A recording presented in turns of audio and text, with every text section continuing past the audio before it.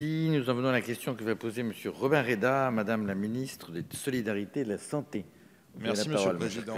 Madame la ministre, je serai plus nuancé sur cette question des hôpitaux de proximité dans le Nord-Essonne. Vous n'êtes pas sans savoir que l'Île-de-France est le premier désert médical français, que 4 millions des Franciliens n'arrivent pas à trouver de médecin traitant et qu'une commune sur deux hors de Paris en Île-de-France n'a pas de médecin généraliste. 43% des communes de l'Essonne sont dans une situation de géographie prioritaire au titre de l'offre de soins classée par l'Agence régionale de santé. Ce chiffre, il illustre, Madame la ministre, l'ampleur de la désertification médicale, y compris dans des milieux urbains et périurbains proches de la capitale.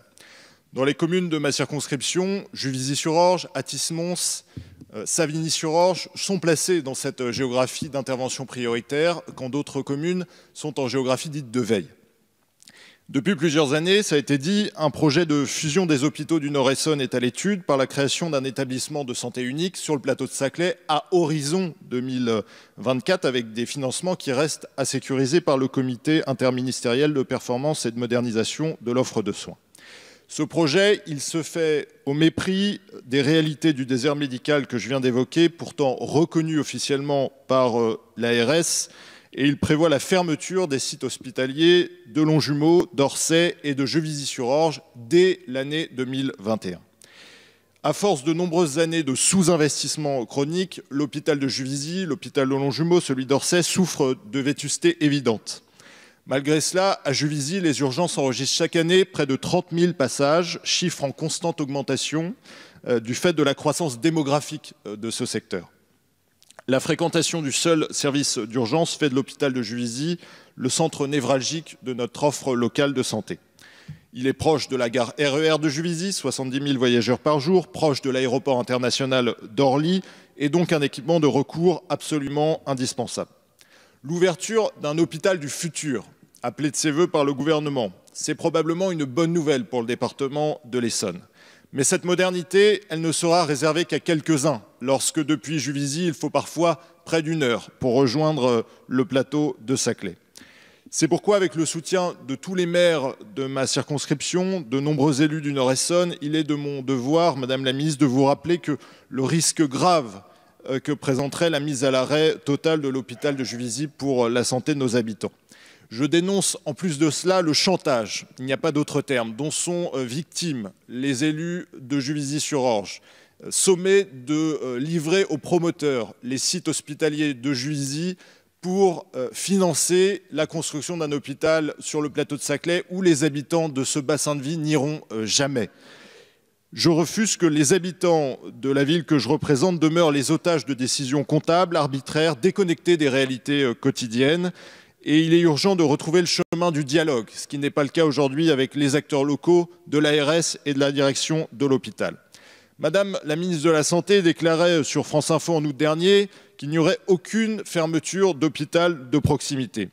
Alors je souhaiterais, Madame la ministre, que vous puissiez expliciter cette affirmation, parce que s'il n'y a pas de mythe autour des fermetures des services d'urgence, comme l'affirme Madame Buzyn, vous devez aujourd'hui nous confirmer l'engagement du gouvernement à maintenir durablement un hôpital à Juvisy-sur-Orge.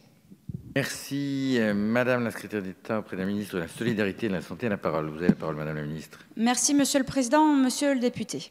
Je connais votre investissement pour garantir le meilleur accès aux soins possible dans votre circonscription. Sachez que vos préoccupations sont partagées par le gouvernement et que nous mettons tout en œuvre pour résoudre les difficultés rencontrées par de nombreux concitoyens. Le 18 septembre dernier, le président de la République a présenté un programme ambitieux pour transformer notre système de santé. Parmi les 54 mesures qui ont été détaillées, plusieurs mesures visent à élargir et à agir sur les inégalités territoriales d'accès aux soins, comme la suppression du numerus clausus, la création de 400 postes de médecins généralistes et de 4000 postes d'assistants médicaux spécialement dans les zones où l'accès aux soins est difficile.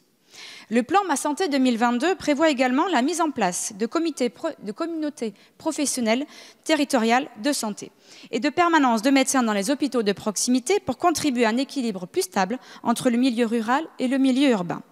En ce qui concerne la situation des sites de Longjumeau et Orsay et Juvisy, je tiens à réitérer l'engagement pris à la suite de l'avis du comité interministériel de performance et de la modernisation de l'offre de soins, le COPERMO, en juin dernier, de financer à hauteur de 215 millions d'euros la construction d'ici 2024, justement pour résorber les problématiques dont vous avez parlé concernant la vétusté des bâtiments, d'un nouvel hôpital, d'une nouvelle génération sur le plateau de Sarclay. Je ne vais pas reprendre les propos dont je viens expliquer et je viens de redétailler l'ensemble auprès de votre collègue député Rixain sur son déploiement. Ce nouveau plateau de Sarclay est accessible en moins de 30 minutes par tout transport sanitaire et la mise en place de 3 centres de consultation de soins d'urgence, ce qu'on appelle les CCSU, à Longjumeau, Sainte-Geneviève-des-Bois et de Juvisy, va permettre de répondre, d'apporter une réponse territoriale et adaptée aux besoins de vos concitoyens. Ces centres, véritables centres de soins, de proximité, permettront de prendre en charge l'urgence non vitale du territoire jusqu'à 35 000 passages par an et associeront également une offre étendue de consultations programmées de médecine générale et spécialisée, ainsi qu'un plateau technique avancé. Je vous remercie.